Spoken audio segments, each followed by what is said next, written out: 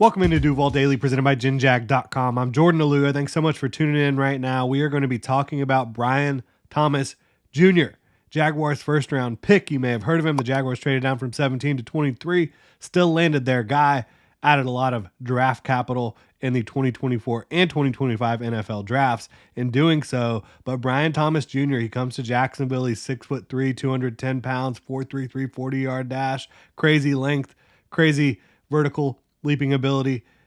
Is he the Jaguars wide receiver one from the jump, though? That's the question we're going to tackle today. We're going to look at the Jaguars wide receiver room, Brian Thomas Jr.'s skill set, his role in the room, and kind of talk about what I expect to see from the Jaguars wide receivers and their offense to an extent here in 2024. Really appreciate y'all tuning in. If you enjoy the content, please like, subscribe, hit that notification bell. You can also check out genjag.com/shop, pick up some new Duval gear. And if you want to, you can become a channel member here, get some cool perks. You can check it out, all of that in the links in the description below. Again, thank y'all so much for being here. So the Jaguars, they have an interesting wide receiver core. Christian Kirk is clearly the starting slot receiver, super high volume slot target, a guy that has been the most reliable player for the Jaguars in terms of receiving targets over the last couple years. The Jags were kind of, taken to the woodshed in terms of media criticism and critique when it comes to the signing of Christian Kirk a couple years ago. I thought it was a little bit higher than what I would expect his contract value to come in. It was $18 million per year for a starting slot receiver. But he's been worth every penny for the Jaguars. Like, he has out-earned, in my opinion, his contract value.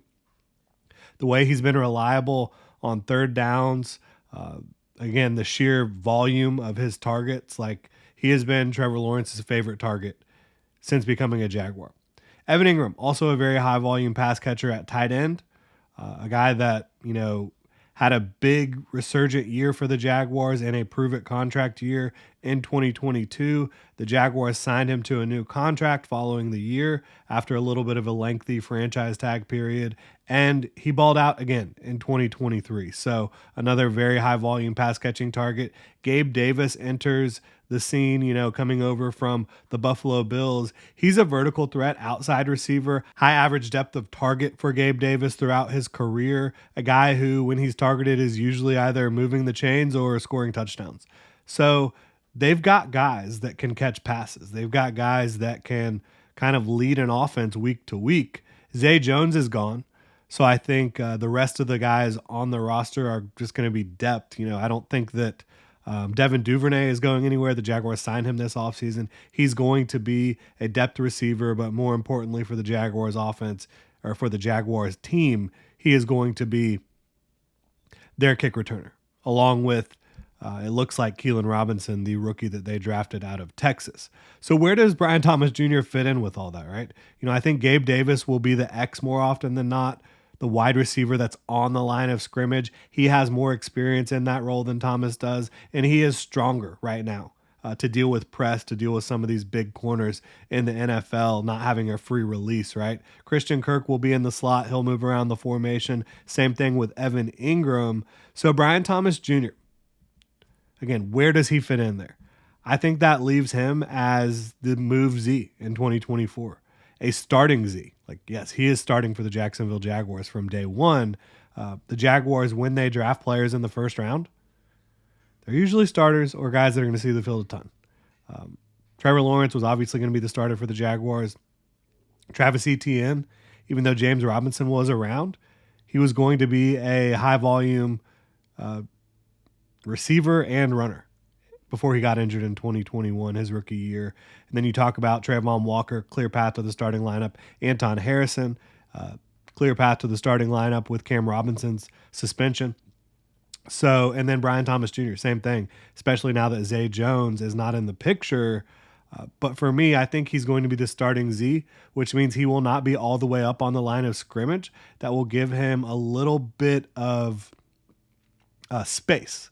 These physical NFL DBs, cornerbacks, they won't be able to get their hands on him as quickly, immediately, at the line of scrimmage. Brian Thomas Jr. has insane traits, as I mentioned. He's got very good hands. a big catch radius. He can adjust to the ball down the field. I think early on you want to use him on a lot of the routes that he succeeded on at LSU. And then over time, you develop and develop and develop and develop. And hopefully he ends up being a complete receiver that can run the full route tree, beat press, and pretty much align anywhere. But right now, you want him running 9 routes, posts, corners, slot fades. He was a touchdown merchant on slot fades. The entire LSU passing offense, Jaden Daniels with Brian Thomas Jr., Malik Neighbors, they were scoring touchdowns on slot fades like crazy. Beautiful thing about that is Doug Peterson loves a slot fade. So does Trevor Lawrence. You've seen him hit Christian Kirk on a lot of slot fades over the last couple years, and now you have somebody who has a much bigger catch radius and more speed and plenty of experience running slot fades that can definitely do that in this offense. I think that's going to be a thing of beauty for the Jaguars. Shallow crossers and deep overs, these routes where he's just running across the field. Absolutely, that's what you want. Speed, length, long strides, can go up and get the football. I think that those are the routes you want to see Brian Thomas Jr. run early on in his NFL career for the Jacksonville Jaguars. You also want to scheme up, as I mentioned kind of with the move Z thing, you want to scheme up free releases, putting him in motion, bunch formations, condensed formations, again, not having him all the way up on the line of scrimmage. I think all that stuff is going to help Brian Thomas Jr. early in his career. But alignment really isn't the determining factor for if you're the wide receiver 1 or not. It's target volume, it's play design, right? I think, is the offense going to run through player A or player B? Is it game plan dependent? Those are some of the factors that determine who is wide receiver 1. I think more often than not in 2024, Christian Kirk will be the highest volume target for the Jaguars. I think behind him, Ingram, Brian Thomas Jr., Gabe Davis, they'll also be highest volume guys in certain matchups against certain defenses, against certain looks. I think that Christian Kirk will probably receive the most targets for the Jaguars in 2024. But the beauty of this whole thing is the Jaguars offense can now be more vertical. Gabe Davis is a vertical threat on the outside.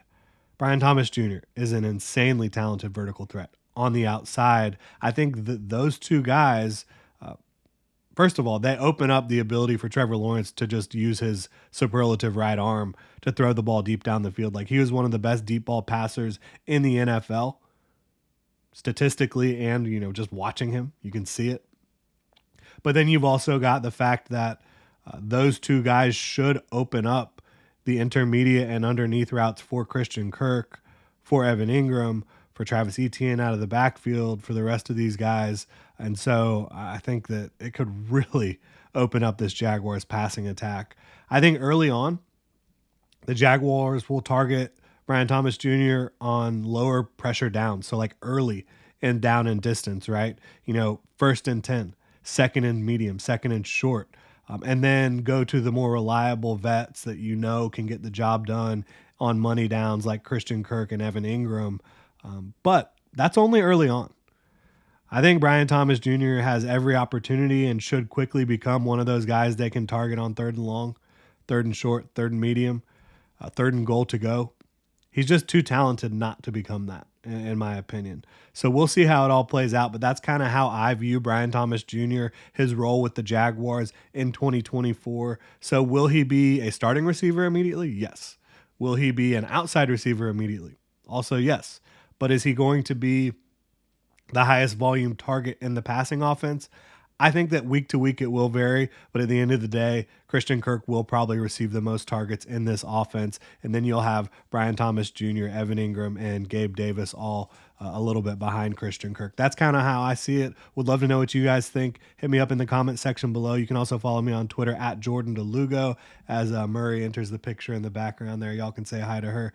But yeah, really appreciate y'all tuning in. Please like, subscribe, hit that notification bell. You can also check out genjag.com/shop, pick up some new Duval gear. You can become a channel member right here on YouTube, get some cool perks. Y'all have a good one.